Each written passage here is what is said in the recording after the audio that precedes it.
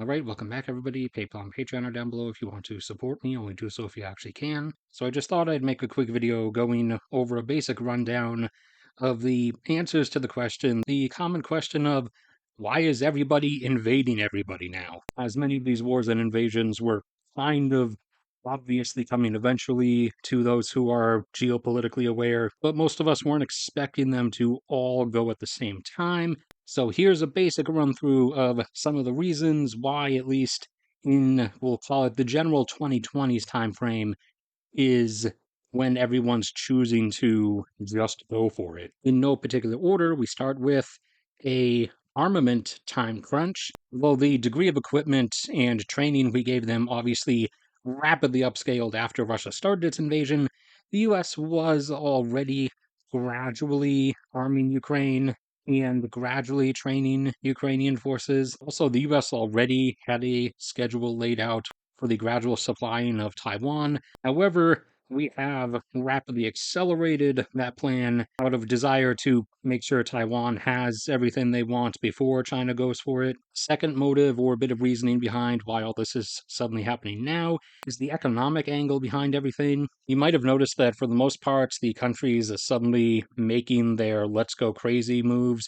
Russia, Venezuela, Iran, Azerbaijan, the majority of them, minus China, obviously, get quite a large chunk of their government revenue and thus their available military spending from oil and gas sales. Azerbaijan's production peaked a while ago, and their fields are depleting, and they don't really have much left out there. So, as their production slips further and further down, so does their government revenue, and thus their ability to maintain military spending. Venezuela could be maintaining a 3 million barrel per day plateau if it weren't for the fact that the country internally collapsed in the later 2010s, and among the 7 million plus people who fled the country since then were a decent number of the country's oil and gas workers, so they're not really able to stably maintain their output. Iran could still be maintaining decent production numbers of both oil and gas, however, they've run into a number of different walls. For one, their oil production is mostly from old aging fields that require a lot of gas reinjection to maintain viable pressure gradients, and they do not have enough gas to actually maintain that at the moment, which is why they were only able to restore their production up to about 3.1 or 3.2 million barrels per day, as opposed to the 4 they are otherwise capable of. And that is with them diverting all available excess natural gas to field reinjections to try to keep their production at those levels. Natural gas they could otherwise be selling to the outside world and making money off of, but they no longer have a export margin because they're using their excess natural gas for that, and their domestic consumption levels are so high since, their population is close to 90 million now. And then, of course, moving on to Russia, Russia was not in a position where it was suddenly about to start losing production levels and thus losing revenue, but Putin probably bought in to Europe's obsessive green energy hype, and so he might have gotten spooked and thought that their demand was going to start crashing any minute now, and thus he would then lose his revenue source. The third angle behind everything, in almost every case, is demographics, with some cases, China being much worse than many others, but still most of these countries not really in the best positions, and in a lot of cases, the sudden plunge in birth rates over the last number of years, you'll notice that the size of the lowest age brackets or lowest individual year bars, the children being born most recently, the last 5 to 7 years or so, they are contracting inwards very rapidly. And in the worst case, in China's case, they are rapidly contracting to half or less the size of those immediately above them.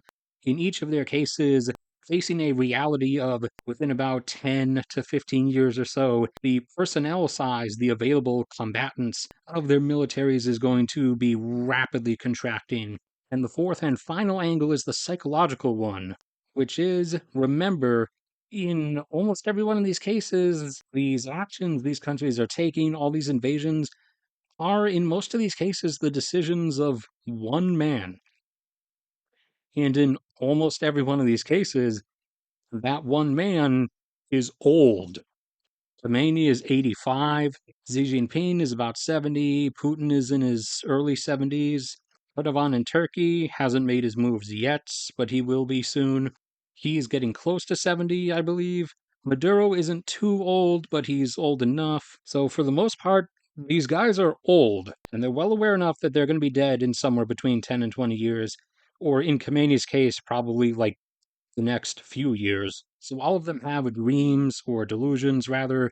However, remember, they want to be the one who restores the dead empire. They're not really the type to be content with setting it up for something a successor can then do and claim the credit for. They want to get the credit themselves. All right, that's it for this one. Thank you, everybody, for sticking around and listening. Like if you enjoyed, subscribe if you haven't already. PayPal and Patreon are down there if you want to support me. Only do so if you actually can. There's also a link to a Google Drive folder full of all kinds of different docs with free to access, free to use graphs, data compilations, charts. A link to my Catch channel will be in the top pinned comment as well. May God bless and protect all of you, and I will see you all around next time.